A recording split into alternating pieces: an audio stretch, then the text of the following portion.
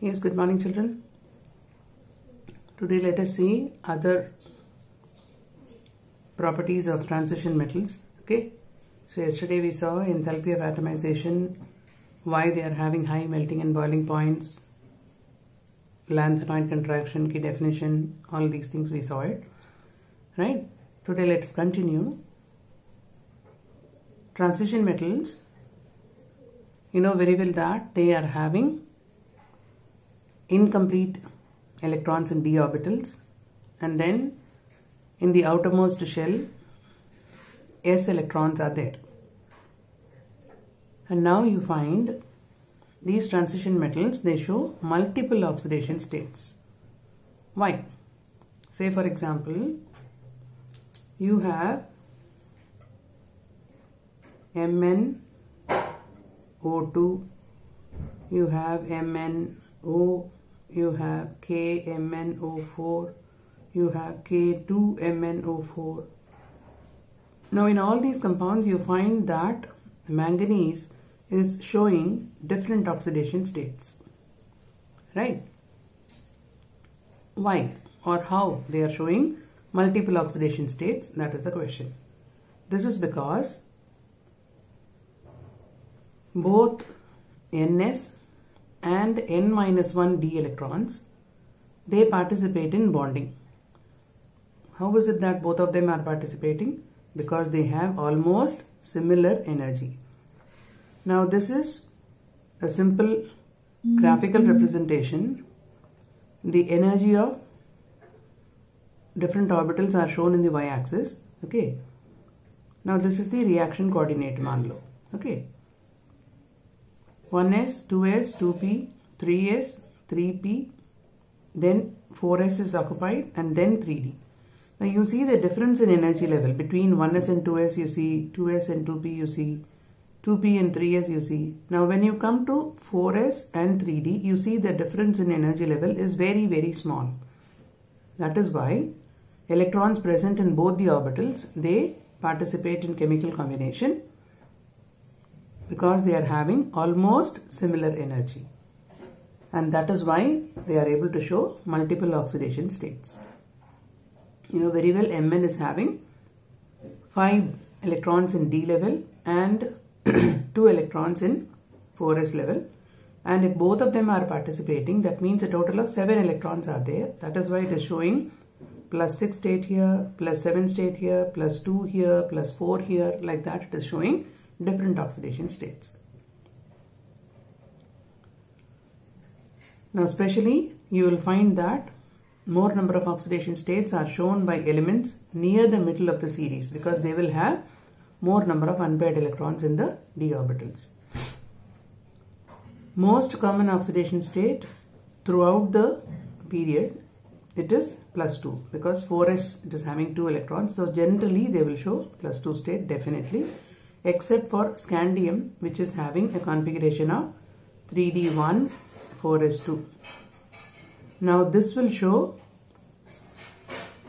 oxidation state of +3, because all the 3 participate. It is useless for scandium to make 1 electron in 3d available. Is that clear? So this 1 electron also participate in chemical combination. That is why scandium alone will show +3 oxidation state. Okay. D can accommodate 10, and out of 10, if just only 1 electron is there, there is no point in keeping just 1 electron. That is unstable. So this will also participate in chemical combination. Okay. Now the next concept is why ionization energy of 5d elements higher than those of 3d and 4d. 3d series, 4d series, 5d series we saw. 5d elements ionization energy, how it is higher than that of 3d and 4d. What you have seen in general, down the group ionization energy decreases. This is what you have seen. So 3d, then 4d, then 5d. So down the group ionization energy should decrease.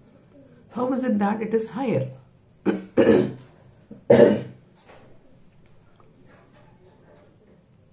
Now in the case of 5D series, you have lanthanum, and in between 58 to 71 they are lanthanoids. This we discussed in the previous class. Now lanthanoids, they belong to F block. Okay. So the elements following 71 atomic number, 72 to 80, they are there in the 5D series. You have lanthanum, which is 57. Then 58 to 71, they are lanthanoids, which are placed in F block. And then you have from 72 to 80. Okay. So now here, between this 58 to 71, they are lanthanoids and they will show lanthanoid contraction. And 4D and 5D elements, because of this lanthanoid contraction, they will have almost similar size. But then nuclear charge of 5D elements is much higher. Atomic number of 5D is much higher, no? And due to poor screening effect of the filled 4f orbitals, when you come to 72, the 4f is completely filled, okay, because of the filled 4f orbitals and poor screening of 4f electrons. The effective nuclear charge acting on the valence shell is greater. Atomic number is also greater and shielding effect of 4f is also very poor. So when the shielding effect is poor, what happens? The outer electrons are experiencing more attraction from the nucleus, right? That is why the ionization energy of 5D elements are greater than that of 3D and 4D. Now, the next one is transition metals. They show magnetic properties. They show magnetic properties because of the presence of unpaired electrons, which will show paramagnetism. And if at all the electrons are paired, then they will show diamagnetic behavior. Now Cu is paramagnetic. Why Cu is paramagnetic? Because it is having 3d10, 4s1. But Cu plus is diamagnetic because that 4s1 is lost, so it is having 3d10, so it is diamagnetic. But then Cu2 plus is paramagnetic. Cu2 plus, this is paramagnetic. Why it is paramagnetic? Because it is having 3d9 configuration. So one electron unpaired condition mein hai, so it will show paramagnetism. And zinc 2 plus is diamagnetic because it's having 3d10. 4s chala gaya, so 3d mein pura completely filled hai, so it is diamagnetic. Okay. Now, if substances are attracted very strongly in an applied magnetic field, they are said to be ferromagnetic.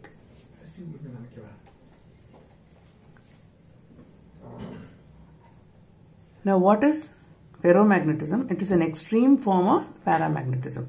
Ferromagnetic is also due to unpaired electrons, right?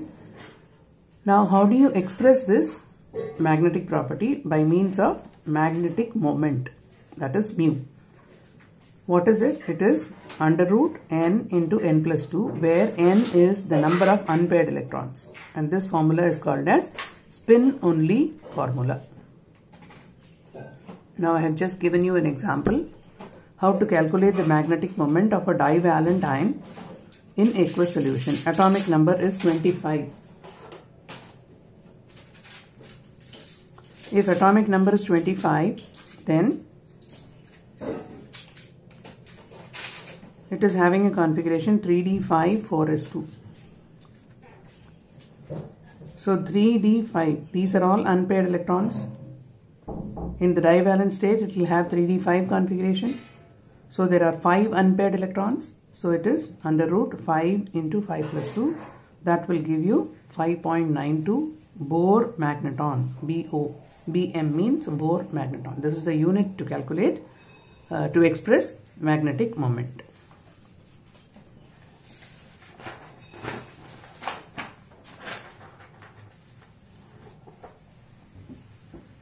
Now let us see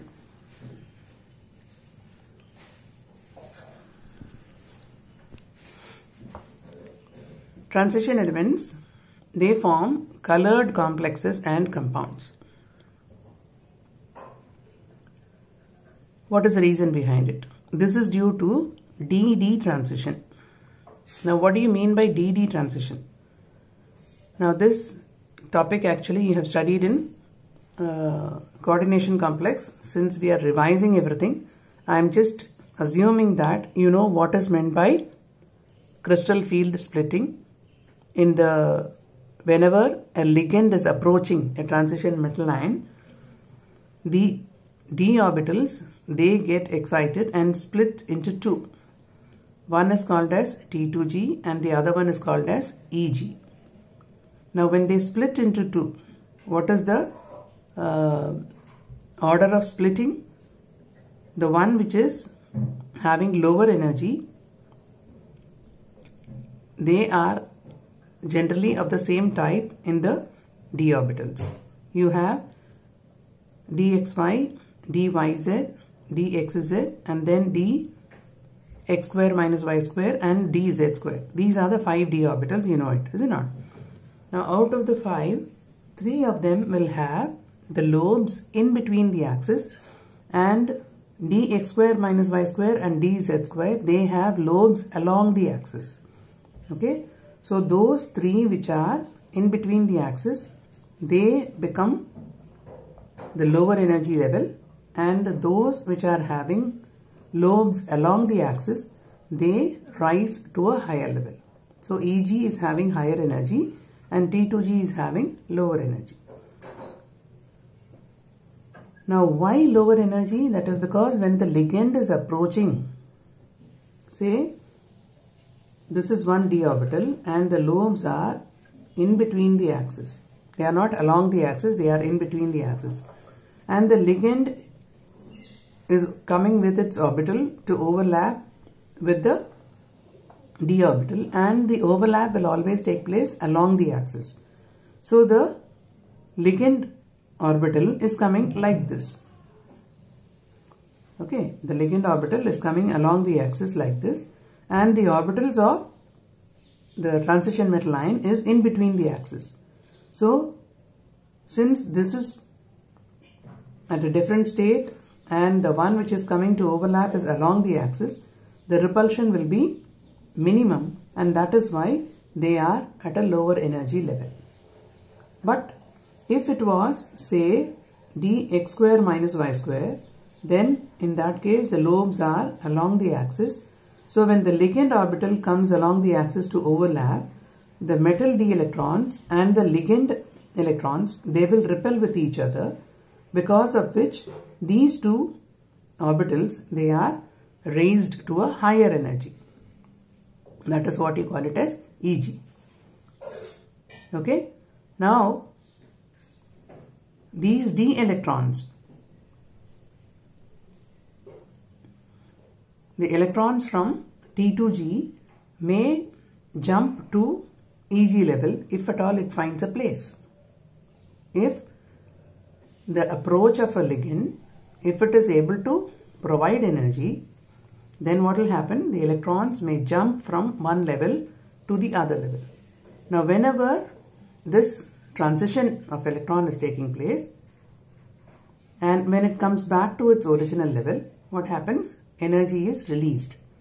Now, this energy will fall in the visible region of spectrum, and that is why they appear colored. So, in general, what you call this as due to d-d transition. You need not have to explain all these things. This is just for understanding. So, why they form colored complexes? It is because of d-d transition. Okay. In coordination complexes, this d orbital splitting takes place, and the frequency of light absorbed depends on the nature of the ligand that is approaching the metal ion. Now, all these ions, they are colorless because there are no unpaired electrons. So, they will not show any color.